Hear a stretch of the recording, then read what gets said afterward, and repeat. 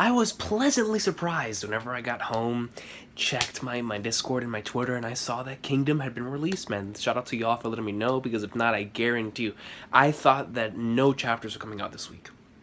So if it wasn't for y'all notifying me, man, there would have been no way of me knowing that this chapter came out. So bless y'all, yo. Let's get into some Yasuki Sahara awesome sauce known as Kingdom, man. Let's get right into the gradings. I don't know why my nose has been acting up. I think it's because of the constant switches in the weather patterns, man, because it's been spooky. It's been spooky. One day it's cold, and then that same day at nighttime it'll be excruciatingly hot. And we're like, what is going on here, coach? Like, oh, what? It's like now it's not even a day by day thing. Now it's in the middle of the day, man. It'll be freezing cold, and at nighttime it'll be harder than the devil's toenail. You'll be like, son, chill, man. Either you have, we can't live in a Todoroki like state, man. You know, guys know Todoroki from My Hero Academia. We can't do that, man. We can't do that if we have no quirks, son. Like it's killing us. But regardless, let's look at this first page right here. Here we see an eye, and here we see the flags. That is the High Shin unit? It's got to be them. It's the High Shin unit. Finally! Move it out of my way, Gaku-sama. He's like, yo, the memories! Dude, that was one of my favorite panels. I think that still is one of my favorite panels in Kingdom. When Shin took him out, man, woo! That double page spread was gorgeous, man. Absolutely gorgeous, bro. Who did this? I asked you, who did this? Who did this, Takeisho-sama? Who was it? Gaku-sama, please calm down. Finally, I have been waiting for this moment. Shin of the High Shin unit, my boy, is out here trying to get revenge for Geisha, bro. But Shin isn't gonna allow anything, man. That was pre-Glaive Shin. Post-Glaive Shin? Are you kidding me? He's gonna go ham, dude.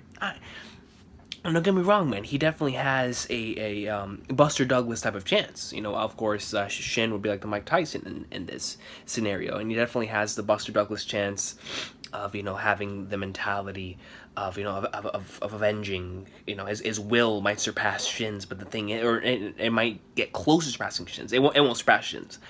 The thing that he does not realize is that Shin's will to reach the top, Shin's will to reach the great general of the heavens surpasses all of that, man. And now it's not only his will to become great general of the heavens, he also has to shoulder the will of him being the leader of this massive unit.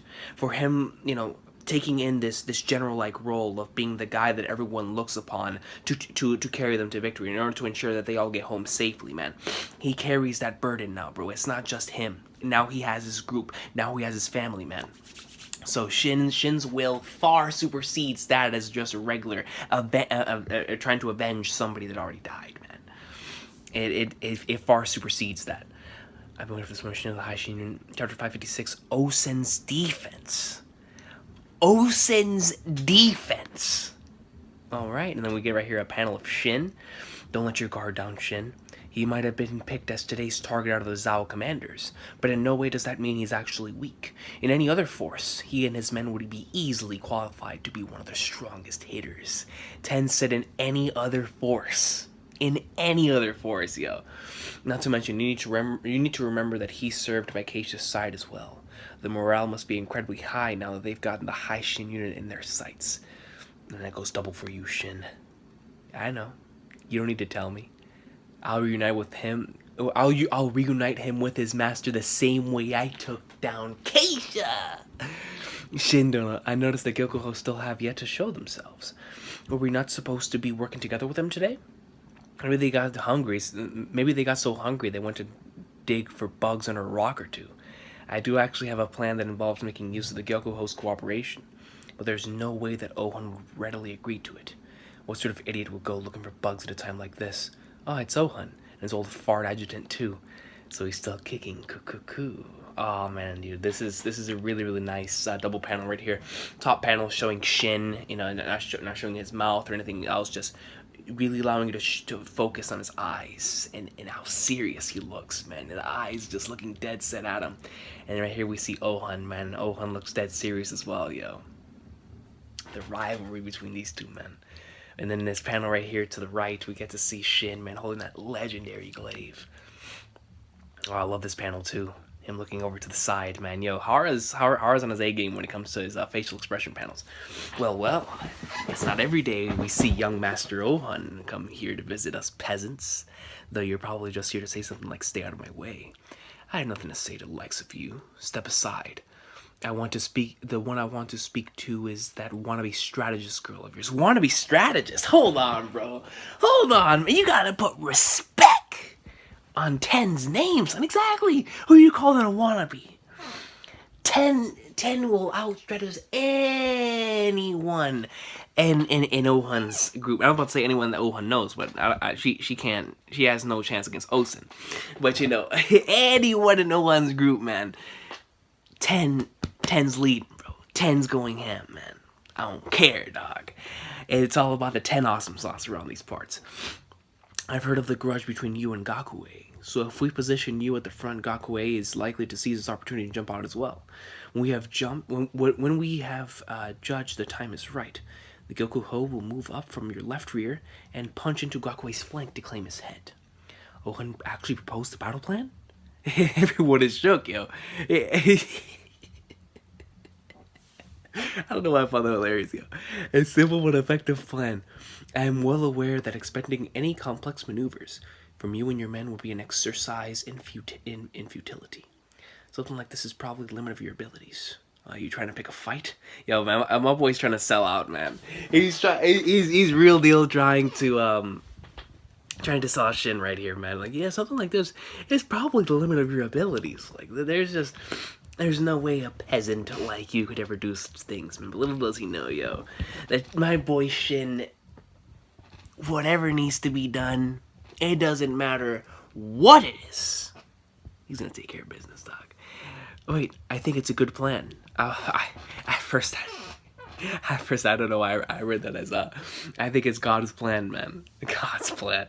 I was actually thinking of suggesting that plan to Ohan too. It's on the simple side, but it still has pretty good odds. Fine, we'll go with that then. I reckon it might work too. The High Shin will take the front. You and your boys can go hide behind us, Ohan. Except I'm gonna take Gaku's head before you even show yourself. How can you be so flippant even now?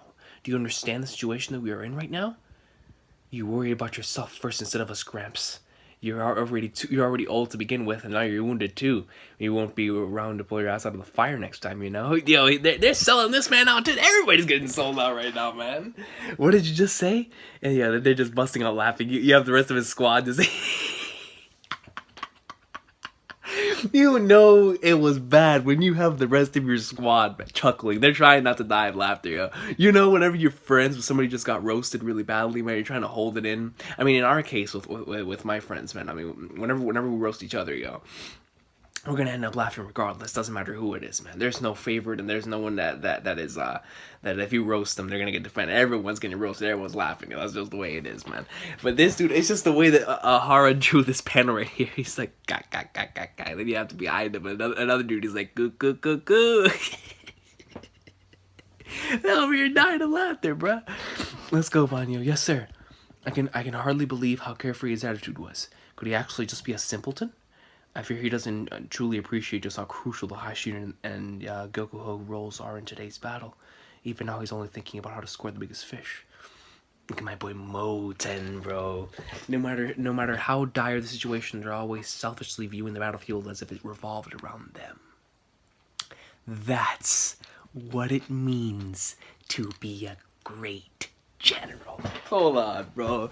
Hold on. God, that has to be saved. This panel right here has got to be saved. Look at this. That's what it means to be a great general, man. Let me take it from the top right quick. No matter how dire the situation, they're always selfishly viewing the battlefield as if it revolved around them. That's what it means to be a great general. And we get a panel of Shin, bro. Not possible. There's no depth to him. He's nothing more than an idiot. Right, I think the same thing. This man's always trying to sell out, bro. Shukai Plains, the 9th day. Here we go. Looks like Zhao's coming out to play today too. Our last proper fight was 4 days ago. Now ready yourselves. Hooah! Assume formations while advancing. Forward! The Haishin unit has positioned themselves against the Gaku army. While the Gyokuho unit is hidden between the A Kou army and the Haishin unit towards the rear, at first glance it may appear that the Gyokuho is positioned to assist either army should the need arise. Most likely this means their target is Gaku. We're being underestimated. What do you mean, sir? I know that the A Kou army intends to stop Gyon and Bananji. Gyon and Bananji and our armies just by themselves. What? In that case, let's not disappoint him. With the Haishin unit matched up against Gaku and the Gyokuho unit waiting in the rear, the battle developed in a way that would see A Kou come under assault by the 3 other Zhao armies just as the Shin had planned, and naturally in the face of such an attack, the A Kou army would then quickly assume a defensive stance and brace themselves.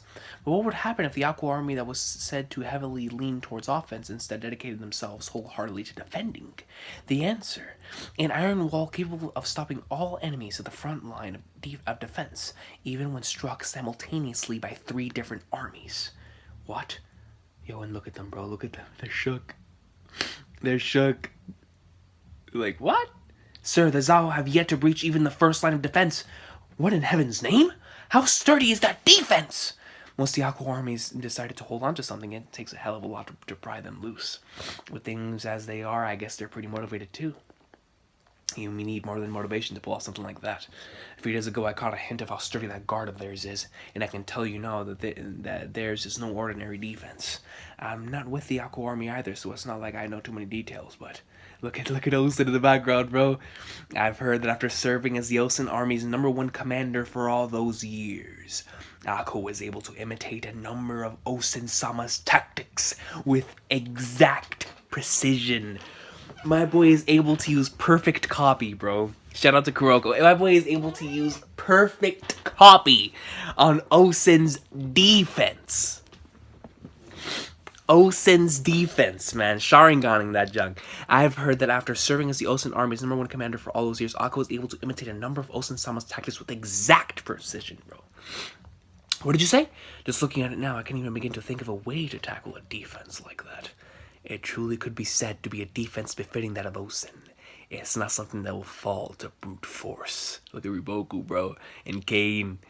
Every time I see these two, I remember that one flashback, or that one, that flashback one-shot that was shared to me.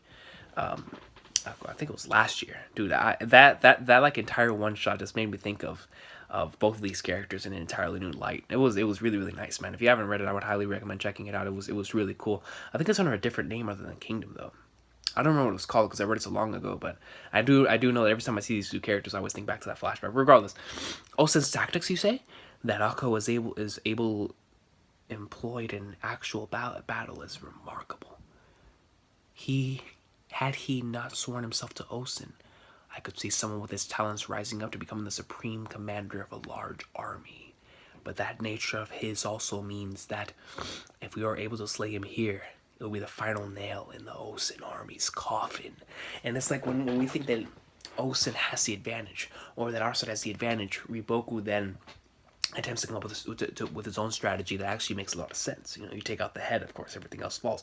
Not only if you take out the head, but since this guy is, the closest to Osen, naturally, if you were to slay him right there, man, I mean, the A Kou army being under Osen for so long, man, if something happens to them, I mean, because whenever if A Kou were to get taken out and then everybody else follows, that's a massive hit to their army. I mean, it would have been a massive hit regardless because they're losing one of their big guys, one of their big guns. But just the fact that he was under Osen for so long, man, it like doubles that. We're moving out. Send word to Gyon and Chogaryu. Yes, sir. Tell them that I, Bananji, shall break apart A Kou's defenses. Have them make ready to launch an assault. My boy said I, Bananji, shall break apart A Kou's defenses. Get him out of here, coach. Bananji's taking action so soon? Chogaryu-sama, I bring a message from General Bananji. Ooh. And it appears our left has begun the festivities even sooner. Looks like the Gaku army is already on the attack, but of course. Shin may have intended to draw out Gaku using the Haishin unit and their master's grudge as bait, but that also has the effect of working them into an enraged fervor, one which draws its fuel from the lives Gaku and his men are willing to offer up in the name of their fallen master. How strong does it burn? How deep does it run? Misjudge this, and you will pay for it with your lives, Haishin unit. And then they go, man, and they're just going in, bro. Their morality's high. Kill them all! And all you see is Shin, man. He's looking, but he's not worried in the slightest, bro. And that's the end of the chapter. He's not worried in the slightest, man. My boy Shin is going to be in there like swimwear, bro, going ham, son. He's not going to care. He's going to go in there like swimwear, man. Solid sauce of a chapter this week. We definitely got some more progression on all sides. I was wondering what was going to be the rebuttal from the A Kou army in order to go against what Riboku's plan, because Riboku thought that he had it all like in check. But the thing is that I still can't get over what we had last time. In the last chapter, it stated that something tragic is gonna happen on this day, or what was it again? Let me go back to 555. The final thing. It was right here. This would prove to backfire spectacularly against the Shin forces, and the reason for that would be, and then it shows Riboku. And he said that that this would backfire, and because he knows the A Kou army's weakness. And the thing is with them having this defense and with everything looking so good at the moment, to where it looks like the A Kou army has the advantage over everything else, it would surely make you take your guard down. But if it was already narrated and it was already stated, man, that means something's gonna go down. And what he said in A Kou himself being taken out, and then the rest of the army falling afterwards, is something like that could actually take place. So with that being said, I'm looking forward to seeing now what's gonna happen with Bananji and A Kou, because Bananji is obviously very, very confident. I mean, but just in his personality by itself, he seems like a very, very confident character. But he seems to be very, very confident in this particular battle, in this particular thing that he will break apart. Like this, it's not an if or and or but or anything like that. It's not one of those just cocky for being cocky type of things. He looks serious and confident, saying that he's gonna take out the A Kou army's defense. Like, boy, you got 2,000 defense. I'm about to come in there with 2,100 attack points, yo. 2,100 attack points. Let's flip and go, son. That's how Bananji feels right now. So I'm looking forward to seeing more from Bananji and A Kou. Very, very interesting stuff with having one of the characters be so close to Keisha. And because of that, it just goes back more into the lore of the story. I love whenever they do stuff like this in manga. Whenever something happens earlier on in the story, and then because that event happened, it sparked a fire in somebody else. It's one of my favorite things in stories, man. I utilize it a lot whenever in my own writings. I love whenever a certain event in a story, like I was saying, can like ignite a fire inside some character that was around the situation at the time, and then thus comes to bite the main character or whoever it was that caused that thing later on in the Bukas. It's a very, very awesome story tactic because it allows you to look back on something that happened previously in nostalgia. Like, yeah, that was awesome. Now I remember that. I remember when Shin took care of that. So now we look back on it now and we understand their motivations, because now we're seeing it from the other side. We're seeing it from their side. We're like, okay, I understand. I would probably be as motivated as this guy if I was out here trying to avenge somebody that was so close to me that was taken out by this dude right here. Like, to him, Shin is the main villain. You know what I'm saying? Like, to him, and I love stuff like that, man. So that's going to be really nice to see. I'm looking forward to seeing how that battle's going to take place, the possible flashbacks, the panel choreography. That's going to be a lot of fun to watch right there. And then, of course, just everything else that's been going on and right here in the manga. Looking forward to seeing what Ohan is going to take care of here in the next couple of chapters. But overall, like I said before, solid sauce of a chapter. Definitely my favorite points was the stuff with the Haishin unit and how they're going to take care of business now. And like I was saying before, with having that like a legit hatred towards the Haishin unit. Like, that entire squad wants them, bro. They want to go in, man. And that one amazing panel in this chapter. Yes, forget what I just said. My favorite part of this chapter was that one. Here it is. Where is it? Right here. That's what it means to be a great general, man. That's that. you know, panel from the side right here, like the cameras are here in his face, and he's looking out, yeah. And then the same panel, he's like, not possible. There's no depth to him. He's nothing more than an idiot. Let's go, man. Kingdom greatness. Solid sauce of a chapter. I will see y'all in the comment section. Have a nice sauce of a day. I'm looking forward to it if there is a Kingdom chapter next week, because if we weren't supposed to get a chapter this week, does that mean we're not getting a chapter next week? Let me know in the comments if you know what the situation is going to be there. But regardless, the next time there is a Kingdom chapter, we'll be in like somewhere, and I'm looking forward to it, man. This looks like it's going to be very, very fun to read through on a weekly basis and just see what's going to go down, man. Really looking forward to the Bonanji stuff, man. I want to see what he has in store, and I want to see what Riboku put in his mind in order for him to have that much confidence. So that's going to be nice. Bonanji and A Kou, man. That's going to be sick. But I'll see y'all next time. Have an awesome day. Kingdom greatness, man.